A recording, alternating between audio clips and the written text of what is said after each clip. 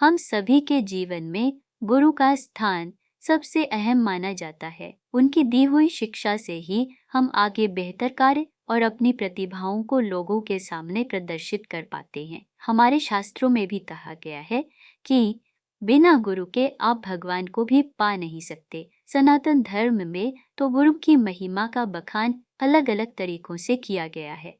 इसलिए आषाढ़ शुक्ल पूर्णिमा के दिन गुरु पूर्णिमा का पर्व मनाया जाता है। इस दिन हर कोई अपने गुरु की पूजा करता है, लेकिन इस पर्व को महर्षि वेदव्यास के जन्म के खास मौके पर मनाया जाता है।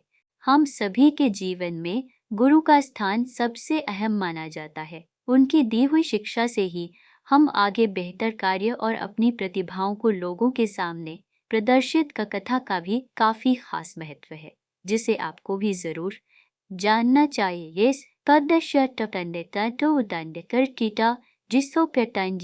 गुरु पूर्णिमा का पर्व मनाने के पीछे मुख्य कारण है महर्षि वेदव्यास का जन्म। महर्षि वेदव्यास भगवान विष्णु के अंश के रूप में धरती पर आए थे। उनके पिता का नाम अर्षि पराशर और माता सत्यवती थी।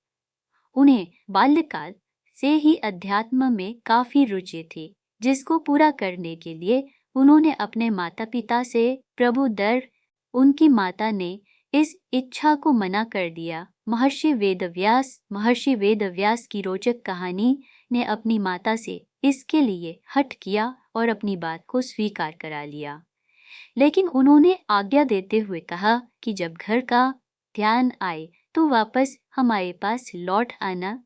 इसके बाद वेदव्यास तपस्या हेतु वन चले गए और वहां जाकर उन्होंने कठोर तपस्या की। इस तपस्या के पुण्य के तौर पर उन्हें संस्कृत भाषा में प्रवीणता हासिल हुई, जिसके बाद उन्होंने चारों वेदों का विस्तार किया। महाभारत कथा, 18 महापुराणों और ब्रह्मास्त्र की रचना की उन्हें वरदान प्राप्त हुआ। ऐसा कहा जाता है कि किसी न किसी रूप में हमारे बीच महर्षि वेदव्यास आज भी उपस्थित है। इसलिए हिंदू धर्म में वेदव्यास भगवान के रूप में पूजे जाते हैं।